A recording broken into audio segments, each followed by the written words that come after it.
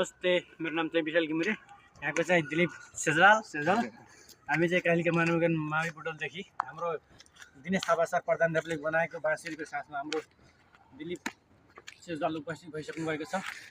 उहाँको प्रतिभा प्रस्फुटन गर्नको लागि हामी यति बेला बुद्ध चौकी के अरे केबलकारमा आइपुगेका छौँ। यति बेला हाम्रो साथमा हुनुहुन्छ दिलीप सेजवाल।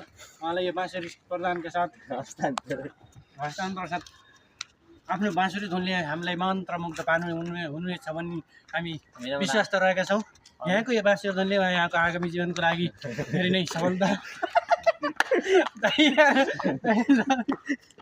यहाँको बाँकी जीवन उज्जवल भविष्यको कामना गर्दै अहिलेको लागि हामी चाहिँ यहाँ राम्रो ठाउँमा ट्याक्क बसेर आशा गरेर एउटा राम्रो बाँसुरीको धुन सुन्नेछौँ भन्ने हामी आशाका साथ हामी यहाँ अहिले लुम्बिनी केबल कारमा आइपुगेका छौँ।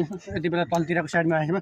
हाम्रो साथमा हुनुहुन्छ, यहाँ आउनुहोस्, हाम्रो साथी हुनुहुन्छ दिलीप सेजवाल। उहाँको घर अर्घाखाँची जिल्ला गाउँपालिका वडा नम्बर 8 खन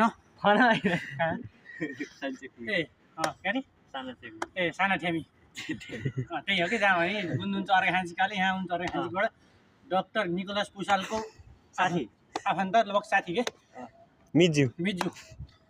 अब हामी चाहिँ ढिलाइ नगरिकन हाम्रो प्रस्तुति दिनको लागि हाम्रो आइसक्नु भएको छ हाम्रो दिलीप लौडे होइन दिलीप सेजवाल।